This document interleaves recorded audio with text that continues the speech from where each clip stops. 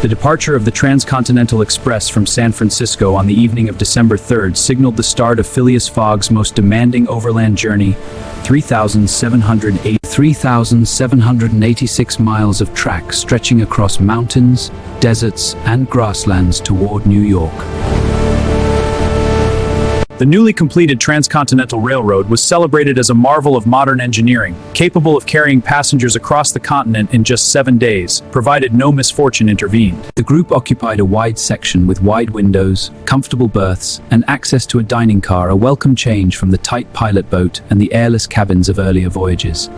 Fogg spent the first hours examining timetables and railway maps, maintaining his full attention to accuracy.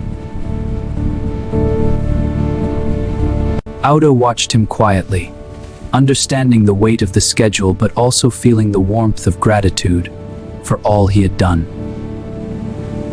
Passepartout, happy to be on solid ground again, delighted in the unfolding American landscape. Fix, meanwhile, sat tensely nearby, monitoring Fogg with an unease he tried to hide. The train ascended through the Sierra Nevada mountains, passing Sacramento and climbing through snowy high passes. Passepartout was amazed by the vast pine forests and steep cliffs. The smooth crossing brought him comfort after the unpredictable dangers of sea travel. Fogg observed the landscape but remained absorbed in his calculations. Once the train descended into the lonely expanses of Nevada and Utah, the problems began.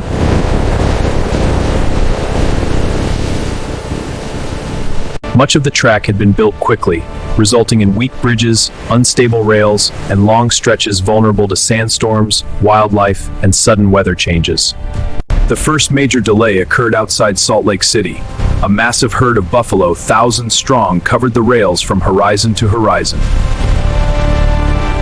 The engineers tried whistles, shouts, and even discharging steam, but the animals were indifferent. For 3 hours, the train sat motionless.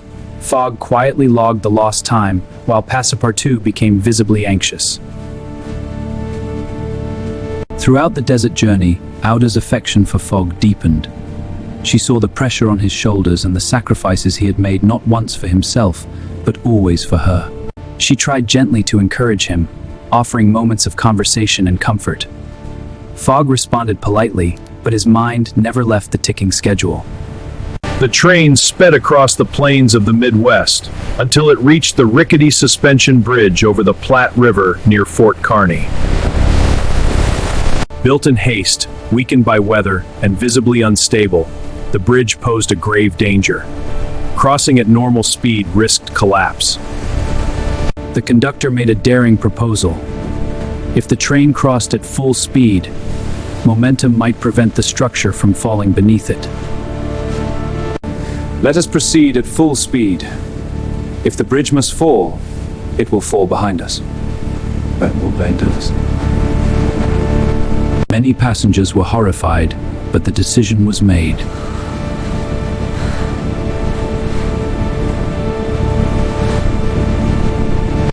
The train shot across the bridge in seconds, barely touching the weakened beams.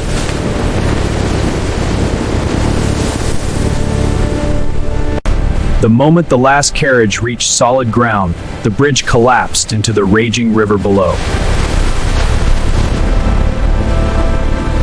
Passepartout and Auda trembled. Fogg checked his watch and wrote, "Slight vibration, no delay." Near Julesburg, Colorado, danger returned in its most terrifying form. The stillness of the night was shattered by the war cries of Sioux Dakota carriers. Mounted fighters rode alongside the speeding train, leaping onto the moving carriages with astonishing agility. Chaos erupted. The Sioux, angered by the railroad crossing on their lands, swept through the cars. Passengers ducked, fought back, and called for help. Fogg, steady and fearless, armed himself with a revolver and joined the defense. Fix fought alongside him, driven by duty and desperation. Passepartout, seeing no weapon available, took a bold risk. Crawling beneath the train, he managed to uncouple the engine and the first 2 cars from the rest. But the remaining carriages where Fogg, Auda, and Fix were slowed and stopped. The Sioux quickly overpowered the defenders. In the confusion, Passepartout was spotted performing his dangerous feat. Seeing him as a valuable captive, they seized him and retreated into the darkness. As silence returned to the train, it became clear that Passepartout had been taken.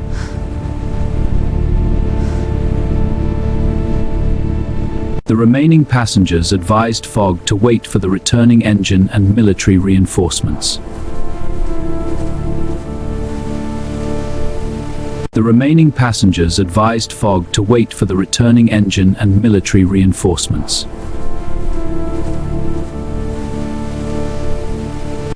But the train is leaving. I will not leave him. I will not abandon my servant. But you'll be stranded. My decision is final. Mr. Fix, I shall go. You must stay with Bauder until I return. The challenge depends on it. Fix reluctantly agreed.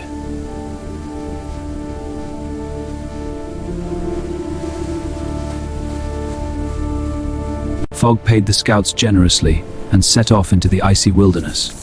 He had to reach New York by December 11th. By choosing loyalty over schedule, he had sacrificed at least 24 hours, perhaps more.